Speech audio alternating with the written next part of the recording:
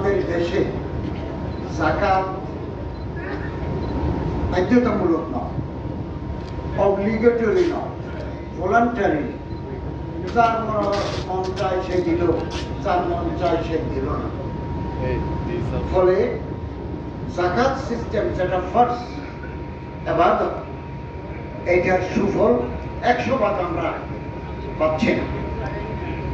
পৃথিবীতে 200টা মুসলমানদের দেশে, 57টা মুসলমানের দেশে 6টা দেশ বাধ্যতামূলক যাকাত আদায় করে।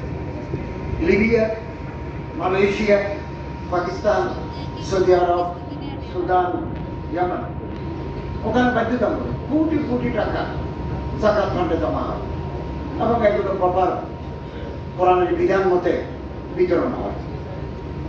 আমাদের দেশে 3 থেকে 4 কোটি মানুষ গরিব, হতদরিদ্র।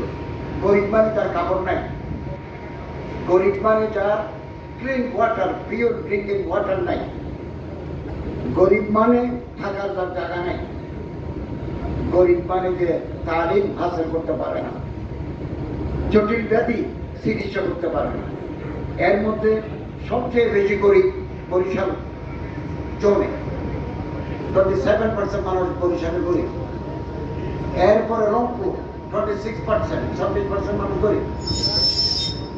চট্টগ্রামে ধনী সংখ্যা বেশি এবং আমরা যে যাকাত আদায় করি চট্টগ্রাম থেকে বেশি যাকাত আদায় হয় এবং গত বছর নীলফামারীতে খুব কম যাকাত আদায় হয়েছে। অতএব আমরা যদি দরিদ্রতা বিমোচন করতে চাই তাহলে যাকাতের বিকল্প নাই। 1 লক্ষ কোটি টাকা যাকাত আদায় করা সম্ভব যদি আমরা প্রত্যেকে যাকাত দিই। প্রপার আহরণ, প্রপার বিতরণ।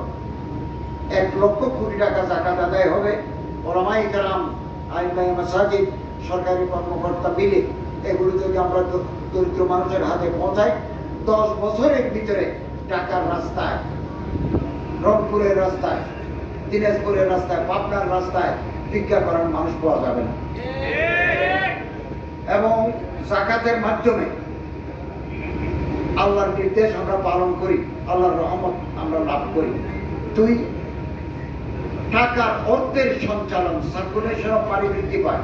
টাকা ছিল ধনীর অ্যাকাউন্টে আইডল মানি, এটা সার্কুলেশনের মাধ্যমে বাজারে আসে। আমরা যাকে দিই তারা কাপড় কিনে, মাছ মাংস কিনে, অর্থের সঞ্চালন বাড়ে।